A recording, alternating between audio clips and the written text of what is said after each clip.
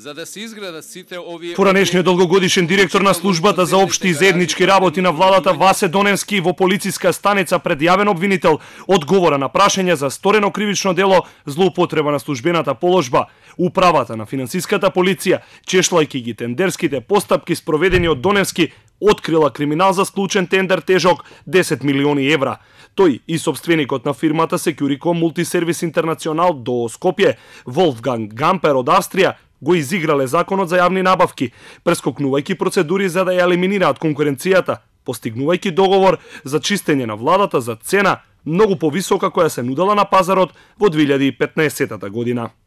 Пријавените склучиле договор за извршување на услуги број 18-4234/20 од 31.8.2015 година, спротивно на член 15 од Законот за јавни набавки, на начин што оформиле неделива постапка за јавна набавка која опфаќа 5 дејности кои не се меѓусебно поврзани. И тоа: за одржување на хигиена, за услуги за тековно одржување, дактилографски услуги, услуги за обезбедување на ПП заштита и услуги за оперирање со ТТ централи на органите на државната управа.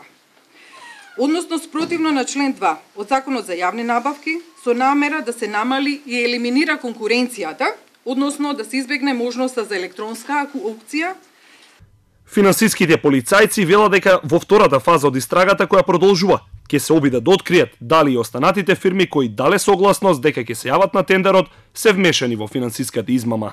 Плюс доколку има други одговорности околу другите лица, исто така ќе се утврди дали разликата помеѓу износот кој што е наведено од страна на колешката и со другите јавни набавки кои што се за истата дејност, ќе се утврди да видиме колку е таа разлика на цена доколку би идела со електронска аукција од страна на СОЗР.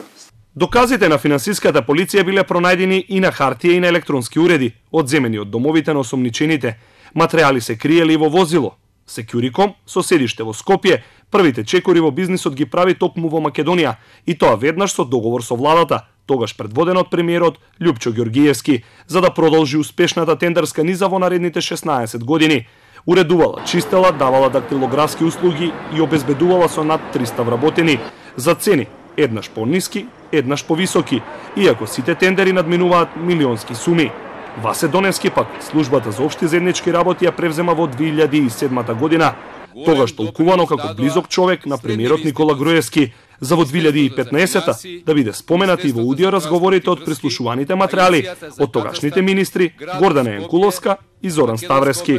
Доневски засега останува во полициска станица, откако синоќа беше приведен. Не е познато дали обвинителството кој го превзема предметот ќе бара мерки против него.